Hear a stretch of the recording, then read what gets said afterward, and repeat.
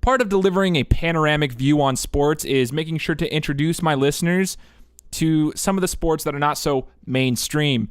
Today, I'm bringing on another guest that has some experience in the sport of lacrosse, and we're going to learn about his journey through the lacrosse world, both as a player and as a coach. And you don't want to miss this because he's going to talk about the success of the collegiate program of which he's a part of now.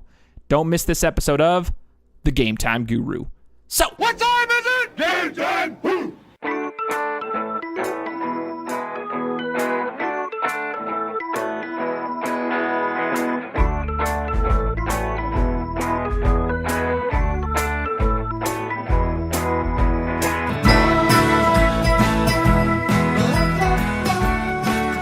Welcome out to another episode of the Game Time Guru podcast. You know this by now. My name is Shane Larson, your host. I've been coming at you for over 58 episodes. Now today is going to be the 59th episode. And if you don't know by now, I'm going to tell you where you can find me. Make sure you head on over to iTunes, Stitcher, Google Play Music, Podcast Addict, whichever platform, even Spotify. Make sure you find the Game Time Guru and subscribe to the show. That's where you're going to be able to find me. That's where you can catch up on all my other episodes that where we're talking about sports and where I'm delivering a panoramic view on sports for you. I'm helping you see sports through a different lens, and today is no different. I've got an awesome interview coming on, an awesome guest coming on for an interview, and it's going to be a great discussion on another sport that's not one of the mainstream sports that you're used to seeing, and we're going to be talking about the sport of lacrosse. And I've got one of the best people to talk about this, Mr. Marcel Reed. Marcel, thanks so much for joining me today. Yeah, thank you. I mean, you're doing big things over here, Game Time Guru. I appreciate you, man. And the same goes for you. You're doing some big things, and we're going to talk about that. Marcel and I actually went to the same high school. Granted, Marcel, you were just a few years younger than me, so I don't, recall like going through school with you, but I know that you went to the same high school for a period. And when we were in high school, especially me, I graduated in the year 2006. That was my graduation date. Lacrosse was sort of new. It had only been introduced into our high school for probably 2 or 3 years before I graduated. And so it wasn't very popular. In fact, our lacrosse team was awful, from what I understand. They were terrible. But I want to know what your thoughts were on it. What got you into lacrosse? Did you play any other traditional sports before you even got into lacrosse? So my first sport I played was hockey. I was addicted to hockey, and I could probably give all the credit to the Mighty Ducks movies coming out. So that was the first one. And then, after that, I dabbled in football. I dabbled in basketball. And then in 5th grade, I got Crohn's, and I couldn't really play sports anymore. And then come freshman year of high school, they cleared me for sports. And I didn't play anything that year. And most of my buddies had already started in lacrosse come 7th, 8th grade. And they were already playing, I think they were halfway through the time they really were chirping in my ear freshman year. And next year I decided, well, all my friends are doing it. I might as well come out and try this sport I've never even heard of. And I'm pretty sure I probably called it a racket at first, not a lacrosse stick. Yeah, so it was a crazy learning curve to see what this new sport was for me. Man, it's interesting that you mentioned that you played hockey, though. You had a hockey background, because I do remember in my high school days, I had a couple buddies that played hockey. And actually, at the time that I was in high school, our hockey team for our high school was actually amazing. They were really good. And then a lot of those same players also played lacrosse when the lacrosse program was introduced at our high school, but our lacrosse team was like awful. So like our hockey team was amazing, lacrosse team was awful. What's the comparisons between lacrosse and hockey? Are there a lot of, like, to the normal person who doesn't know the sports, it seems like they're the exact same thing. It's like hockey on a field without skates. Is there anything close to it? Is that even a decent comparison? It is a decent comparison. I guess your best comparison to like lacrosse defense and just how the field is set up, you got your midfielders like in soccer.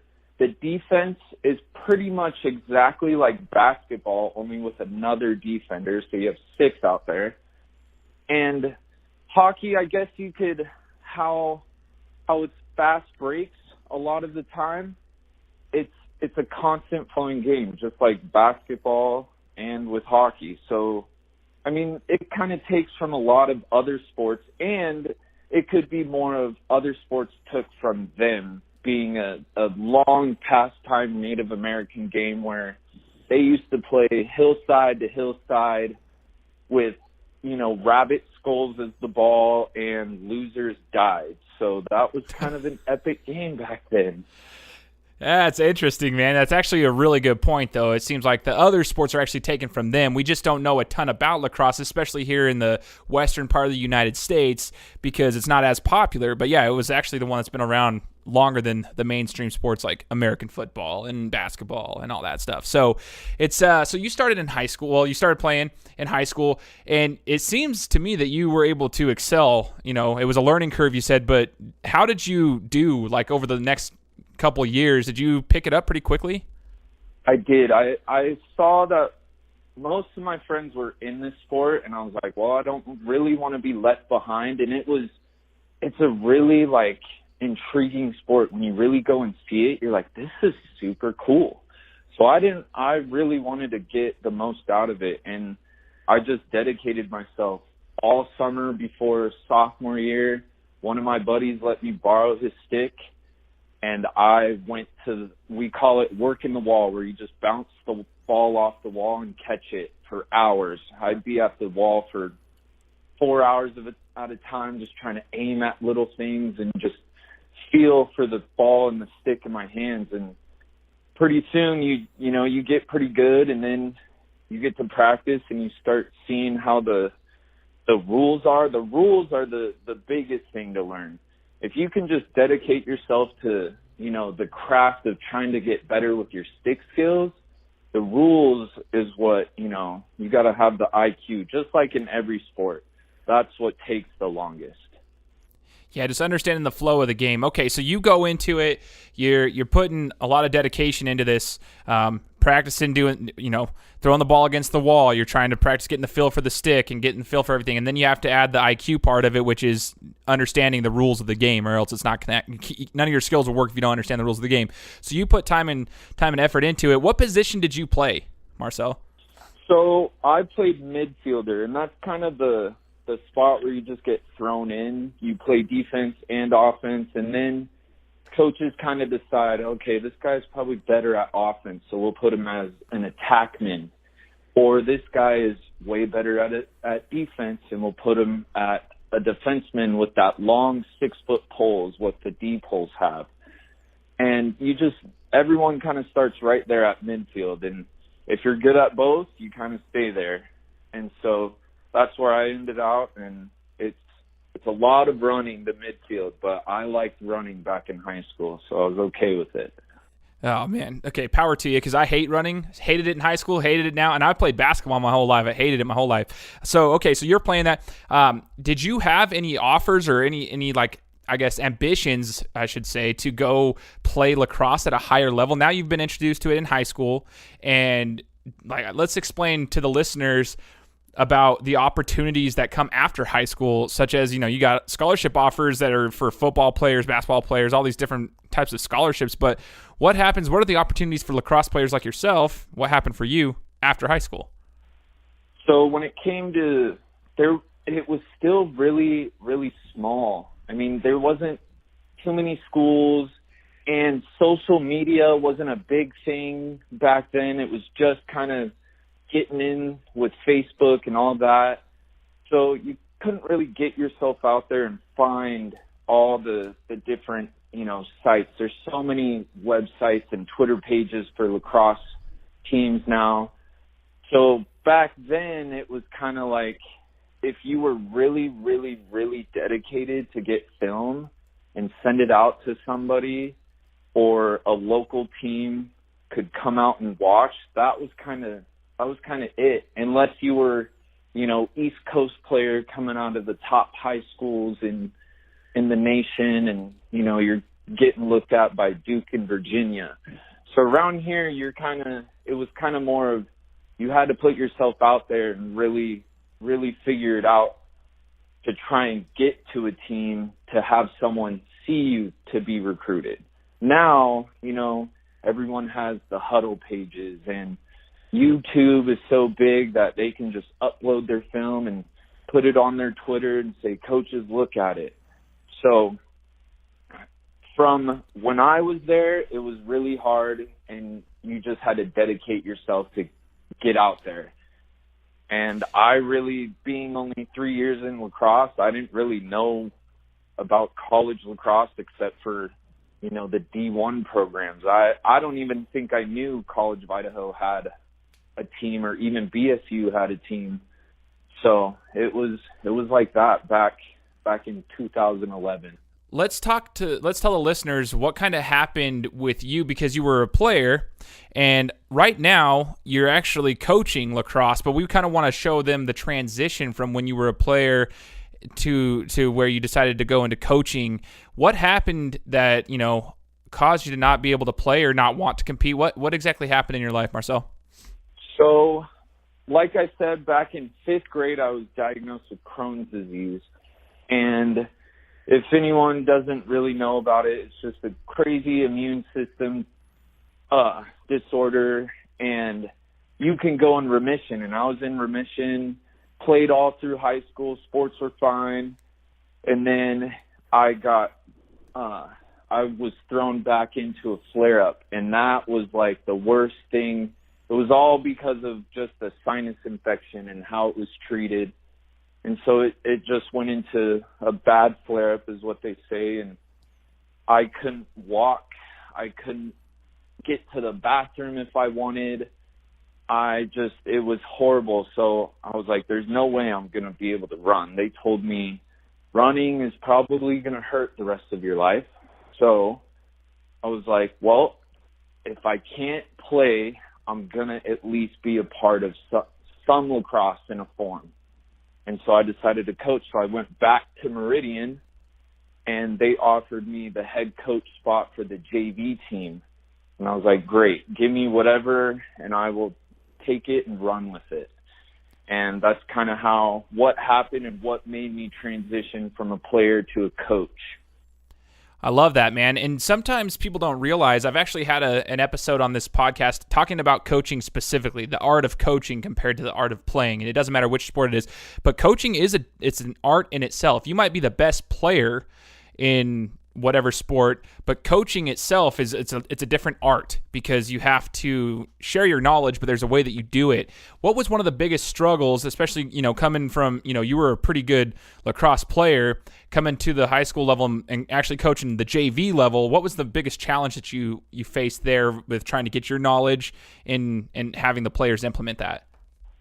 So coming from me being on a varsity team and being a starter and a captain, it was, I could just trust my players. I didn't have to tell them how to do it. They could do it, or I guess my teammates, not my players at that point. To go to JV, where now you're trying to teach them the game, and just the simple stuff is what we call cradling, where you keep the ball in the stick and run up the field. You've got to learn how to tell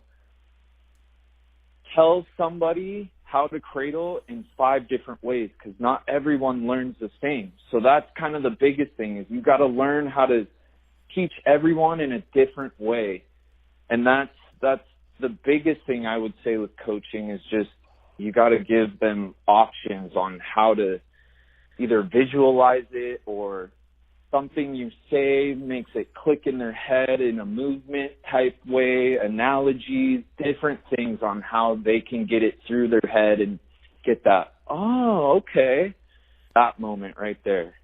Man, okay, so I love how you said that, because essentially it's the same as anything in life. Like, you have to, like, for any manager in a business, same concept. They have to adapt to the people that are around them, adapt to your employees, adapt to your players. You have to adapt to their learning styles, and that's what makes an effective coach. I think it's awesome that you brought that up. And yeah, it is a struggle if you're coaching, and especially at the JV level, where they're still in this learning progression. They're at a different, they're at a different spot in their learning career. It would be difficult. I can imagine that being tough? Like one of the simplest things, I guess cradling would be the same concept as dribbling a basketball and on the basketball court. Like there's certain things you got to do or whatever it may be. So yeah, just the simplest concept, you have to coach them in a different way and you have to adapt to each player's learning style. So you're coaching at the JV level. What was the, did you guys see any success? What was the record of your team, your first year coaching at the JV level at Meridian High School in Idaho?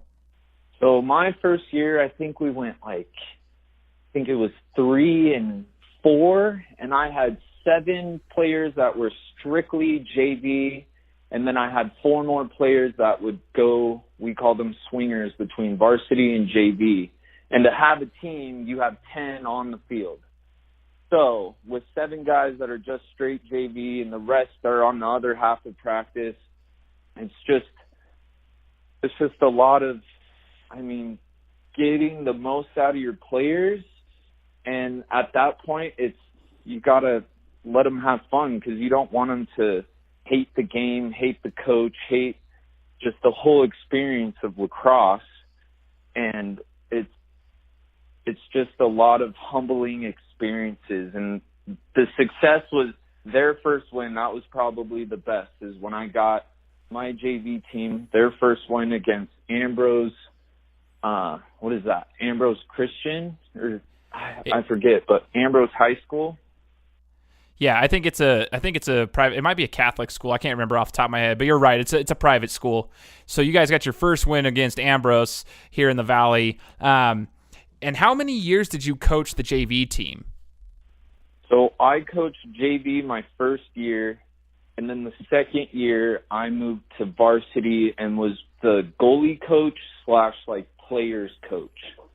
Because I happen to be that guy that was a good people person. I really adapted to teaching people in different ways and going up to each kid, after a shot, okay, you got to change this, you got to do this. I was really one-on-one, and so varsity wanted me to come up and handle just the small things, and the goalie was my biggest deal, and it's still kind of been my biggest deal. Okay. So you made the change, like the little, change from the JV head coach over to the varsity players coach / goalies coach. So you're over there, helping with the people skills, just kind of, adapting to your players, and then also coaching. Like your specialty was the goalie position. And how long did you stay at the varsity level doing that? Did you ever get to be a head coach of the varsity team, or did you stay at that, like the specialty coaches? How did that all work out for you? So the next year after that, so that was my second year at Meridian High School, there was kind of the plan of, well, we don't know where our head coach was leaving, and I kind of was the one that wanted to get it and step up, and then they had another guy come in that they hired from, I think it might have been Rocky or something like that, and they didn't really keep me in the loop, so I was like, okay, that's fine, I'll move on to a different team. So I went to Mountain View, and I went and pretty much the same thing. I coached middies and goalies there, and I stuck to Mountain View for a year. We went undefeated, won a state title, and after that year I was kind of like, well, I want the next best thing. So I moved to college after that. So what was the application process for college? So you've got this resume built up from coaching. You've gone from the JV level to a varsity level at 2 different schools, have you? You've got a title that you've been able to be a part of. And then when you say you wanted to move to the next level and that you went over to college, what was the process there? Like, did you have to apply? Did you know people that helped you get the job? Like what actually happened to get you over to the college level? It was knowing people, that's for sure. You definitely get places by knowing people. And my buddy from high school, the other captain, Austin Mendiola was his name. He was playing at College of Idaho, and he knew I was doing good at the varsity level, and he kind of just kept chirping in the head coach's ear, hey, you should think about bringing him on. You're the only coach. You might need some extra help. And I was recruited by the head coach of College of Idaho, so he kind of knew of me and knew I was good friends with Austin, and so he reached out to me, and I could honestly thank my college coaching career to Austin, because he was the one who threw my name out, and Matt bid onto it. Matt is the head coach of the college, and he sat down with me at Pie Hole, and the rest is history. Awesome, man. So let's rewind just a second. You said originally he recruited you. So are you saying, like, when you were a player in high school, before everything went down with your health issues that had flared up, he had recruited you to the College of Idaho a few years prior to this whole experience happening?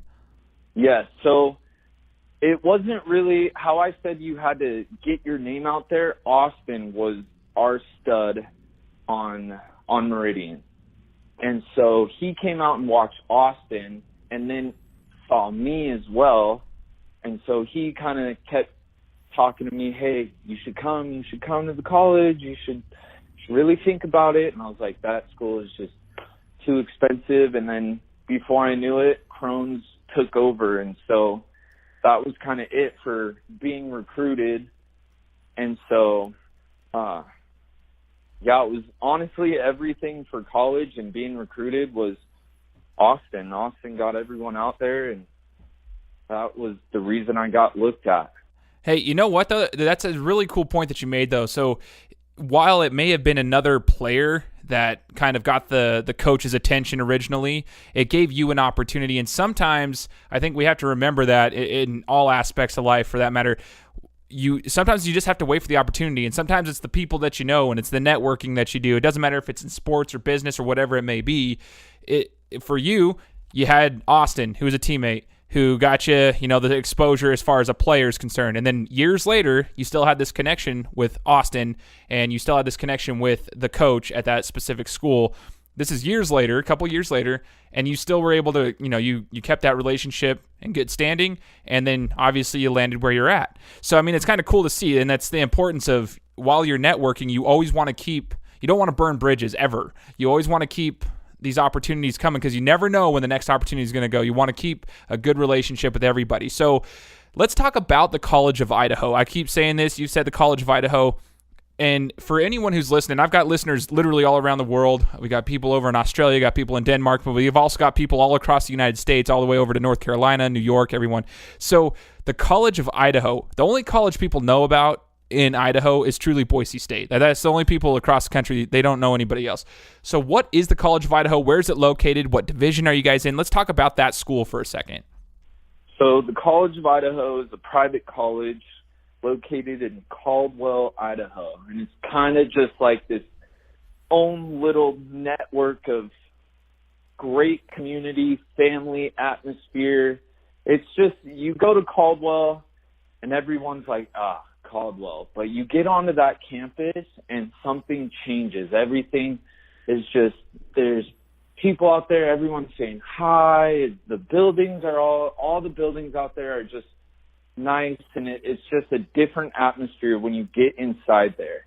And so being a private college, we're a little smaller, which kind of falls into the rankings of where you're at nationally in divisions and stuff like that. So there's NCAA lacrosse, and it goes D1, D2, D3, and then there's MCLA lacrosse, and then there's D1 and D2 in that. And it all goes on how big your school is. So BSU is MCLA, and then their D1 program. And we are MCLA D2 program.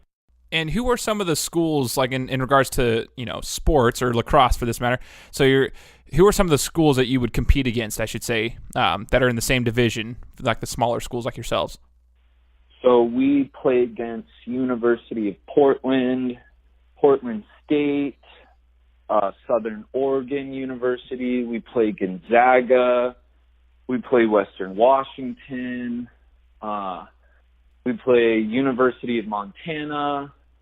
I mean, some of those schools in there are big name schools, but it just all depends on how big your lacrosse program ends out. And I mean, if you're not cut out for that NCAA D1 level, they're going to give you where your best competition lies.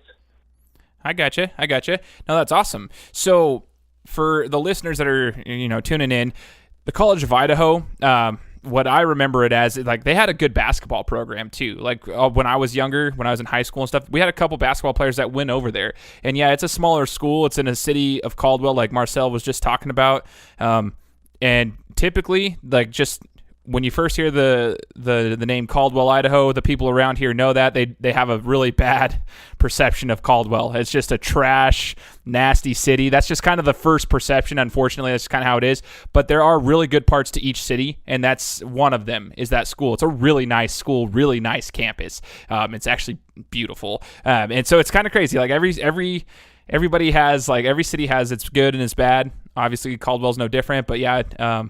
College of Idaho is definitely one of the good parts of that city. And so anyways, so we're talking about the school itself, the lacrosse program. You're the coach over there. You're one of the coaches at the school for the lacrosse team. Let's talk about your transition, Marcel, into the collegiate level. When you went from a varsity level over at Mountain View, winning a state title, going into the collegiate program. What was your first year like, and what were some of the changes and differences? The first year was kind of a good year. I still had Austin is one of my closest friends. That is my best friend right there. So coaching him, going from us being captains at Meridian to now I'm his coach his senior year, was kind of a crazy little thing. And some other players I played with at Meridian were there, so it was kind of adjusting to, now I need to be a coach, because these guys they don't consider themselves kids, even though they still are. They're 18 and out on their own, and so now you just got to establish yourself more. It's not so much they're just going to automatically listen to you. It's going to be, you got to let them know you know what you're talking about, and they got to respect that. And so that was one big thing for college, and that's kind of, the older you get, it gets a little bit easier, but the first few years when you're close to that age, it was kind of a big swing. Oh, for sure, man. And I'll be real, as a player myself, just growing up, usually it was the younger coaches. Like, if I felt like I knew more than them, it was tough for me to have the respect for them, just depending on their decisions. So yeah, as a coach, I can imagine, like, it would be difficult. You've got to earn that respect, especially if those players are close to your age, or if they are your friends, or if they're someone that you've played with before. Yeah, that would be difficult. That's a really good point. So what year was that you got over to College of Idaho, your first year during Austin's senior year you mentioned? So I think that was 2015. Let's see, 15, 16. Yeah. So 2015 I made it over there, and it was their first year that it was a winning season, because the head coach did really good for recruiting that year, and he got a lot of the kids that I coached at Mountain View. That Mountain View class kind of was the second wave. Austin's class was the first wave to kind of get something going, more of a recruiting vibe to it. And then the year I came was like the second wave of kids that could really, really take the program to the next level. Oh, that's solid. Okay. So, all right. So you had this wave, and you've mentioned two schools now that kind of had some players that came up to the collegiate level. You had Meridian and Mountain View. And for anybody who wants to know the logistics of those, these are two schools within the same city of Meridian, Idaho, which is right outside of Boise, the capital. And they're literally probably 5 to 10 miles. No, they're not even 10 miles apart. They're probably 5 miles apart from each other as far as distance is concerned. So, and that's about how many miles from Caldwell? I don't know, 10 miles from College of Idaho. So both of those schools are within the same, very, very close to where this college is located. Now, I have a question for you on that then, Marcel.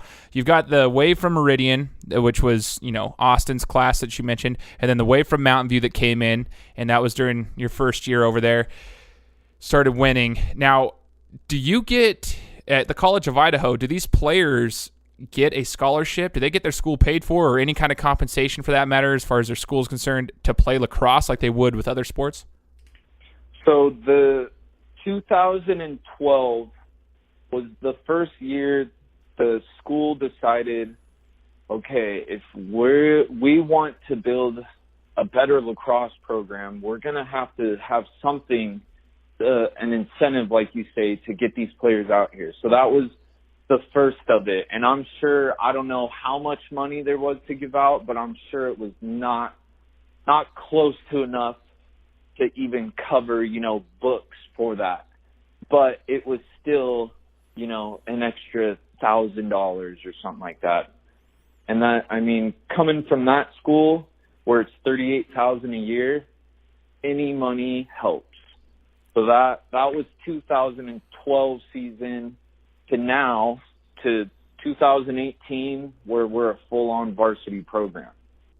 That's so awesome. And talk about this too. You mentioned 2012 is when they started being able to, provide partial scholarships for that matter. But what was where did you guys come from? This wasn't always that way. Before 2012, what was the lacrosse program?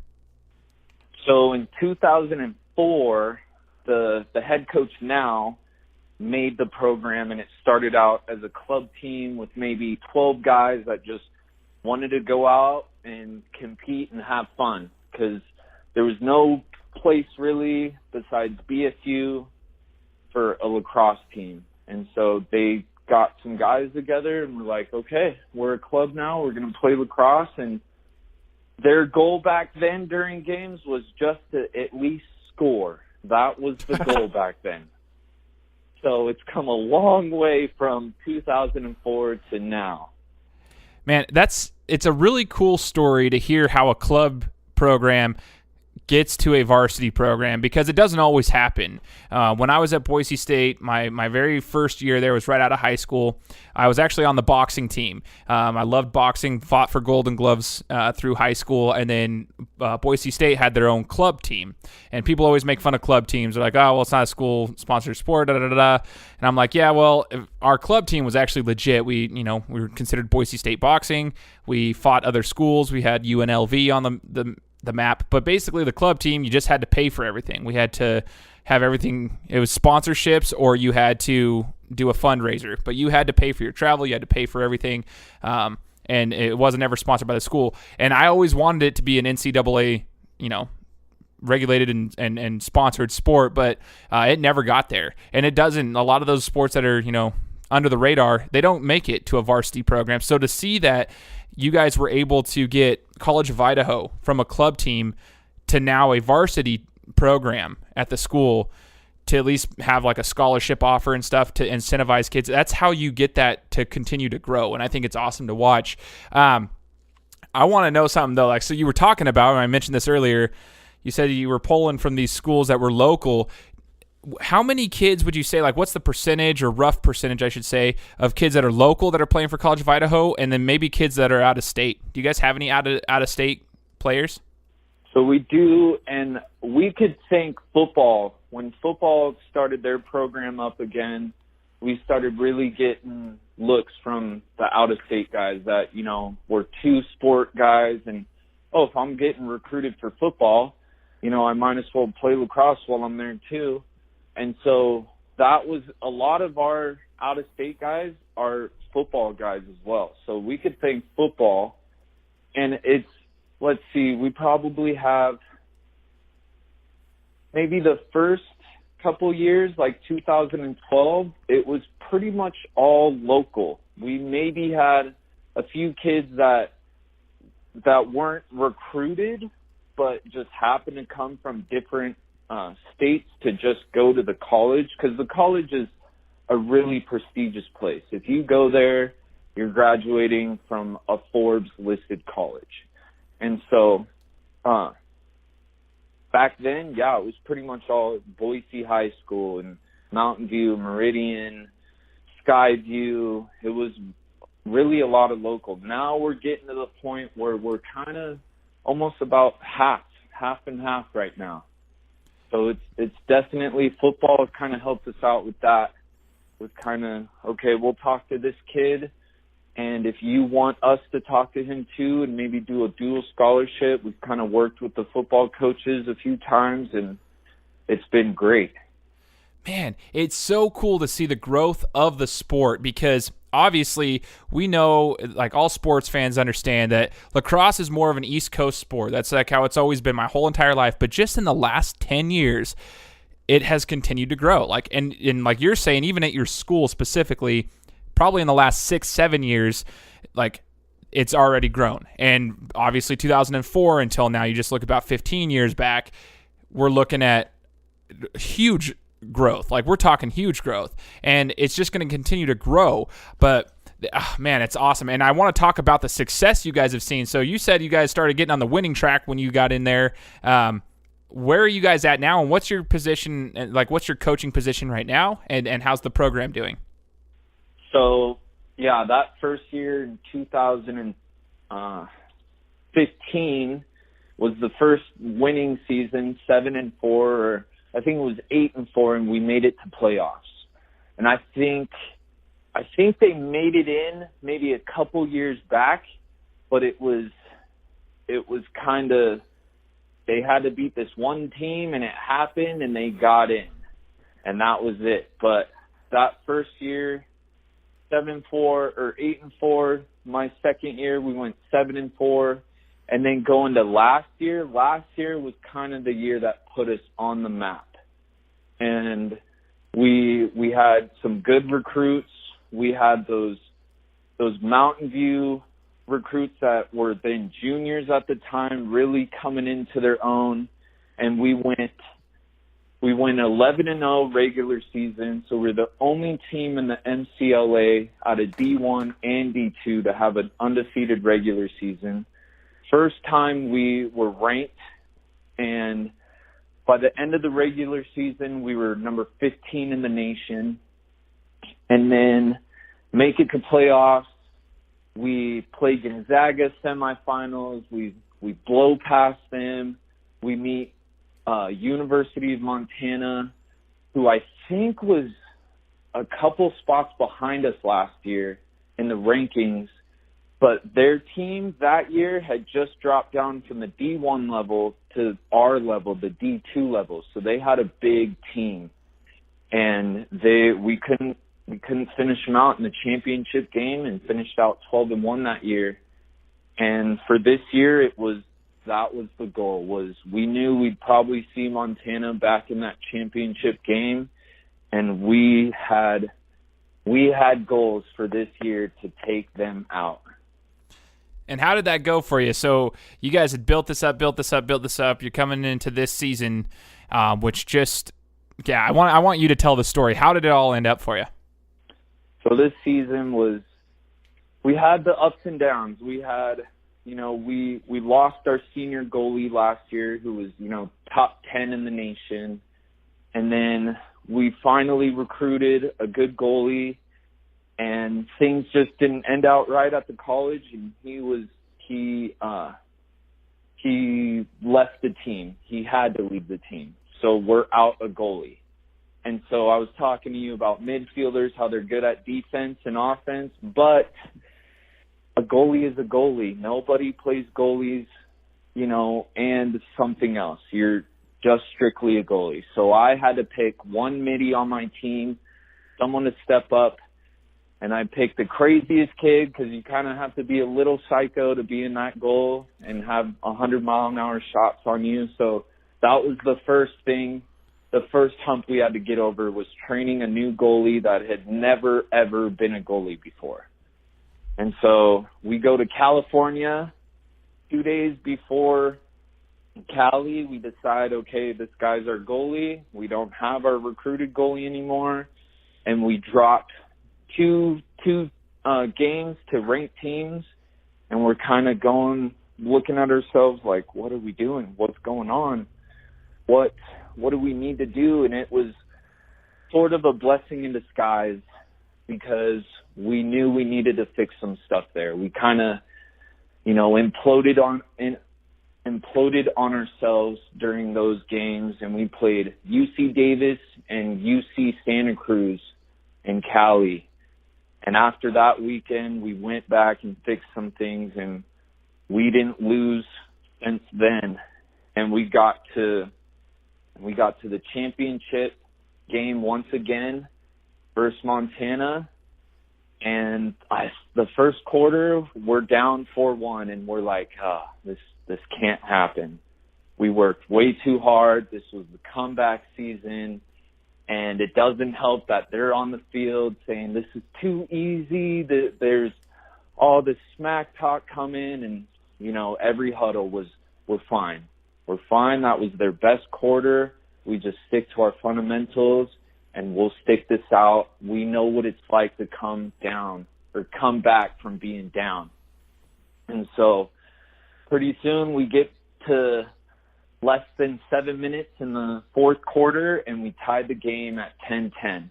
From that point, no one scored. Both defenses kept the game at check, and I give it to Montana. They didn't let us score, and hats off to my defense. They worked really hard all year, and it showed in that game where they didn't let us score. And so we went into overtime. And in lacrosse, overtime is sudden death. It could last 7 overtimes, and each overtime is 4 minutes, or it could literally last 3 seconds.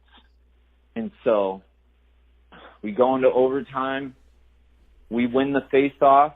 If a face-off is just ball starts on the ground and 2 guys try and fight for it, we get it, and then we lose it, and Montana has the ball, and they're trying to run some sort of offensive scheme, and they take a shot, it misses, and it goes out of bounds. And in lacrosse, if the team shoots and their teammate is the closest to the back of the net, or the back of where it goes out of bounds, they get the ball back.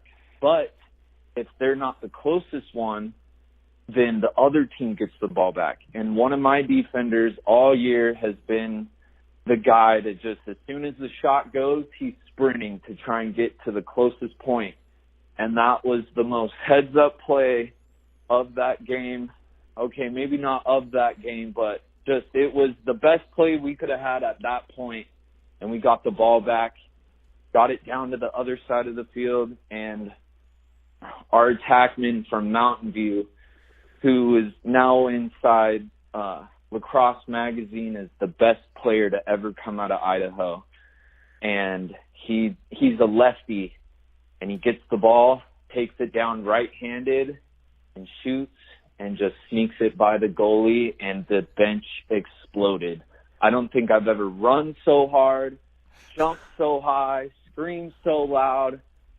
It was just everything in all the years of Yotes lacrosse since 2004 came all together in that moment, and it was just the best victory you could ever imagine. Man, like, it's giving me chills, bro. Like, you're telling the story, and I'm picturing it in my head. And for all the listeners, like, he didn't tell me the full details of the story before I've interviewed him. So this is the first time I'm hearing Marcel talk about how the actual championship ended up. And I'm sitting here, and I can picture it in my mind, and I'm getting excited about it because I know that feeling. It's just like this anticipation. You're nervous because you could lose. Then you have something go for you. You end up winning. It's amazing. That's so legit. And Marcel, what position? So first, are you the head coach? Are you the goalie coach? What are you doing right now at College of Idaho? So I'm the assistant coach. I work with the goalies and offense. I'm kind of like the coach that just goes and oversees like everything. I help the head coach out, and this year was the first year it wasn't just me and the head coach. So we brought on Austin, who had graduated in 2015. He graduated and just came back as a coach this year. So we had him. We had 2 other players that graduated last year. So we had a big coaching staff that really helped out. So I kind of moved to, my main thing is goalies. I'm really good with training goalies and just letting them know how different things work, and that's the big position. But after that, it's kind of the one-on-one coach, just like in high school, and I oversee offense, and I oversee the practice plan and what goes into the books and the fundraising and the money and all the other things that go on. So it's kind of just I look over a lot of stuff. See, the reason I asked that question, though, is because you started your coaching career, and then you kind of had a similar position when you got to the varsity level at Meridian. A couple years later, you're in a different position. Now we're going to this season. You're in a similar position, but just with the collegiate level and a pretty dang good team at the collegiate level, and you're able to implement everything you learned prior to that at every level that you coached. It's a similar position. You were able to implement it all, and then it obviously paid off for you. So even though you're not the head coach, quote unquote, you still have a position. It's almost like, if you're in a business, you're not the CEO, but you are vital to the success of that program, or that organization, whatever it may be. And that's so cool to watch. And it's cool to see when people have success where they're at. Now, Marcel, what was more exciting, a state championship for high school or this at the collegiate level? Oh, it was this by far. It was the sweetest. Oh, it was just having it. We knew we were going to see Montana again. And after a perfect season ripped from us and not going to nationals, knowing that team was going to be the one. And we scored the first goal, and that was the only time we were up after that. And we scored the last goal, and that was the second time we were up in that game. The rest of the time, we either tied it or we were down. And so just fighting and fighting and fighting and having many heart attacks on every play and just seeing it all come together, and those seniors who had just wanted it for so long, just to see them raise up those hands and just start running to the dog pile was way better than any high school accomplishment I've had. Oh, man, that is so rad. It's such an awesome thing. Perseverance, you can see it all in one game, but it's not even just one game. It's the whole season coming back from last year's, like you said, the devastating loss, but then coming this year, you had to go through some hiccups, and you persevere. And that's one of the things sports teach you. It doesn't matter what sport you're playing. If it's lacrosse, same thing. You got to persevere, get through it, and keep fighting, and just trust your own game plan, trust what you know, and just keep fighting. And I think it's awesome to hear this story. What's next for the College of Idaho lacrosse? So you guys just won the championship, but what comes next? Are they do the kids move on? Is there even a professional option for these kids? Is there any more tournaments that go on, or is the season done? Explain that for us and educate the listeners a little bit. So the next step is the national tournament. So to get into that, you either have to raise that trophy for your conference, or you have to have an outstanding season to get a berth at nationals.